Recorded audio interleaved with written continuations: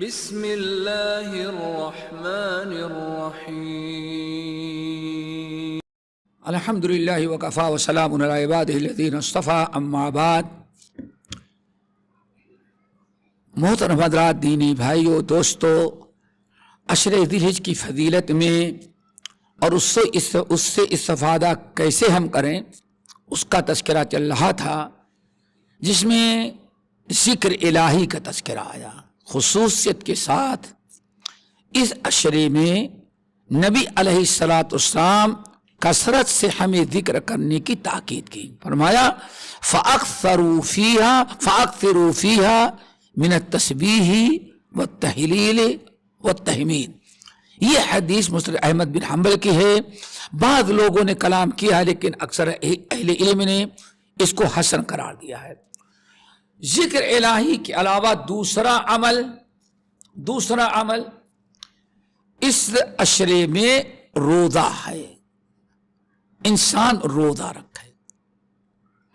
ام المومنین سے مروی ہے، سنن نسائی کی روایت موجود ہے، کہتی کہ نبی علیہ السلام چند روزے جو کبھی نہیں چھوڑتے تھے، ان میں ذی الحجہ کے 9 دن کی روزے تھیں۔ عشر ذی الحجہ کی فضیلت ہے، لیکن روزہ کے لیے صرف 9 دن روزہ رکھا جائے گا، 9ویں کے یوم عرفہ تک، اور یوم عرفہ کے بعد عید الاضحیٰ آتی ہے، اس دن روزہ نہیں ہے۔ تو اگر کوئی شخص اس سنت پر عمل کرتے ہوئے اس عشرے کے اندر روزہ رکھ لے، کوشش کرے 9 دن کا روزہ، تو بہت ہی بڑی فضیلت کی چیز ہے، چونکہ روزہ بڑی محبوب عبادت ہے۔ نبی علیہ السلام چھوڑتے نہیں تھے، اور بہت ساری چیزیں ہیں، دعا کرو اللہ سب کی توفیق نصیب فرمائے۔ نبی علیہ السلام ابو مالک اشعری رضی اللہ تعالیٰ عنہ اور بعض صحابہ سے مروی ہے، ایک دن نبی علیہ السلام ممبر پر تھے، خطبہ دینے لگے۔ خطبے میں آپ فرمائے کہ اے لوگو، ان فی الجنت غرفا یرا ظاہرها من باطنها وباطنها من ظاہرها۔ لوگو، جنت میں اللہ تعالیٰ نے کچھ ایسے عالیشان محل بنا رکھے ہیں، اتنے عالیشان وہ محل ہیں کہ جو شخص محل میں داخل ہو گیا تو اب محل میں داخل ہوا تو اتنی بڑی اس کی جو جنت ہوگی، وہیں بیٹھے بیٹھے اپنی پوری جنت کا نظارہ کر لے گا، حور و غلمان۔ اور آپ حضرات جانتے ہیں کہ اللہ کے رسول نے فرمایا سب سے ادنا درجے کی جنت جو ہوگی دنیا کی 10 گنا ہوگی۔ اب آپ بتائیں، اتنی بڑی جنت میں آدمی ہے، اگر اپنے اس محل کے اندر چلا گیا تو اللہ کے رسول فرماتے یرا ظاہرها من باطنها وباطنها من ظاہرها۔ اتنا عالی شان محل ہوگا کہ اندر بیٹھ گیا تو اس کی دنیا کی 10 گنا برابر جنت وہیں بیٹھے بیٹھے جدھر بھی رک کرے ویسے نظر آئے گا جیسے وہاں پہنچ کر کے دیکھ، بغیر سیٹلائٹ کی، کیمرے کا بنے، اللہ نے سب کچھ انتظام کر دیا، اتنا عالی شان محل۔ اور اگر کبھی اس محل کو چھوڑ کر کے کہیں سیر کرنے کے لیے چلا گیا، جنت کے باغات اور نہروں میں چلا گیا گھومتا ہوا، جب پلٹ کر کے دیکھے گا تو اس محل میں جتنی چیزیں ہوگی ویسے ہی نظر آئیں گی جیسے اندر رہ کے دیکھتا تھا، کوئی فرق ہی نہیں پڑے گا۔ آپ نے بڑی فضیلت بیان کی، ان فی الجنت غرفا یرا ظاہرها من باطنها وباطنها من ظاہرها۔ ابو بکر بھی خاموش ہے، عمر بھی خاموش ہے، عثمان ولی بھی خاموش ہے، عشرہ مبشرہ بھی خاموش ہے، ابو ہریرہ اتنے شوقی تو وہ بھی خاموش ہیں۔ کسی نے نہیں پوچھا یا رسول اتنا عالیشان محل ملے گا کس کو؟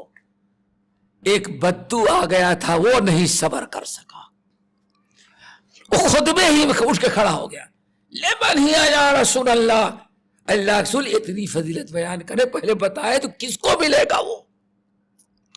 آپ فضیلت ہی بیان کرتے جا رہے ہیں اور یہ نہیں بتاتے کہ اللہ دے گا کس کو. آپ نے سارے صحابہ اس کو دیکھتے ہیں بڑا بے ادب ہے، لیکن اللہ کے رسول فرمایا میرے بھائی یہ عالی شان محل ان کے لیے ہیں. دوستو عشر ذی الحجہ میں اپنا لو اور بعد میں بھی کام کرو، عمل کرو. لمن الان الکلام واطعم الطعام وتابع الصيام وصلى بالليل والناس ينام. عارف ہے لوگوں، یہ عالی شان محل ان کے لیے ہے جو چند عمل کرتے ہیں. نمبر 1 لمن اطاب الکلام یا الان الکلام، جو اپنی زبان کی حفاظت کرتا ہے. جب بھی اپنی زبان استعمال کرتا ہے اچھی زبان استعمال کرتا ہے، دین کی باتیں کرتا ہے، اچھی باتیں کرتا ہے، نرم لہجہ اختیار کرتا ہے، اپنی بد زبانی سے کسی کو تکلیف نہیں دیتا.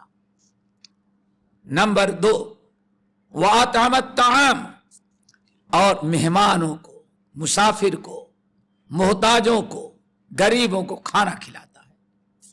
وَيُطْعِمُونَ الطَّعَامَ عَلَىٰ حُبِّهِ مِسْكِينًا وَيَتِيمًا وَأَسِيرًا. نمبر 3 وَتَابَعَ الصِّيَامَ، یہ ہے روزہ. وَتَابَعَ الصِّيَامَ، جو ایک روزہ رکھ لینے کے بعد دوسرے روزے کو اس کا تابع پیچھے اس کے پیچھے اور روزہ رکھتا ہے. مثلا رمضان کا روزہ رکھا، رمضان کا روزہ رکھنے کے بعد فارغ ہوا تو شوال کے بھی 6 روزے رکھ لیا. وتابع الصيام، رمضان کا بھی روزہ رکھا، 6 دن کے شوال کے روزے بھی رکھیں. عرفہ کا روزہ آ گیا تو عشر ذی الحجہ لگ گیا تو اس کا بھی روزہ رکھ لیتا ہے. محرم رکھا تو اس کا بھی روزہ رکھ لیتا ہے، یا ایام 20 کو روزے رکھ لیتا ہے. یعنی ایسا نہیں کہ رمضان کو روزہ رکھ کر کے کہے چلو جان چھوٹی اب آئندہ سال دیکھا جائے گا. نہیں، روزہ ایک عبادت ہے، ایک عبادت ہے. اس عبادت کو حاصل کرنے کی فکر ہونی چاہیے. آپ تابع الصیام، روزہ رکھتا ہے اور اس کے بعد رمضان کا روزہ رکھ لیا تو اس کے بعد بھی گاہے بگاہے روزہ رکھتا رہے. بہت بڑی عبادت ہے. اور آخری عمل آپ نے فرمایا وَصَلَّى بِاللَّيْلِ وَالنَّاسُ نِيَامٌ، تہجد کی پابندی کر لینا. تو بات یہ چل رہی تھی کہ انسان کوشش کرے کہ اس عشرے سے فائدہ اٹھاتے ہوئے اگر 9 دن کا روزہ رکھ لے تو بہت اچھا ہے. 2 فائدے ہوں گے دوستوں. نمبر 1، اس عشرے میں احب الاعمال کیا، اور ایک روزے کی فضیلت ابھی آپ نے سنا. صحیحین کی روایت، جس نے 1 دن کا روزہ اللہ کی رضا کے لیے رکھا، اللہ تعالیٰ اس کو جہنم سے اتنی دور کر دیتے ہیں جتنا فاصلہ مشرق اور مغرب کا ہوتا ہے. ایک نفلی روزے کا مقام ہے. کوشش کریں آپ پورے 9 دن کا روزہ رکھیں. اگر 9 دن کا روزہ نہیں رکھ سکتے تو کم سے کم یوم عرفہ کا روزہ ضرور رکھیں. اس میں کوئی کوتاہی نہ ہو، چونکہ اس کی زیادہ فضیلت آئی ہے. اللہ تعالی ہم سب کو اس عشرے میں ہر قسم کی عبادات کے ذریعے اللہ تعالیٰ کا تقرب، اللہ کی رضا اور زیادہ نیکیاں اکٹھا کرنے کی توفیق نصیب فرمائے.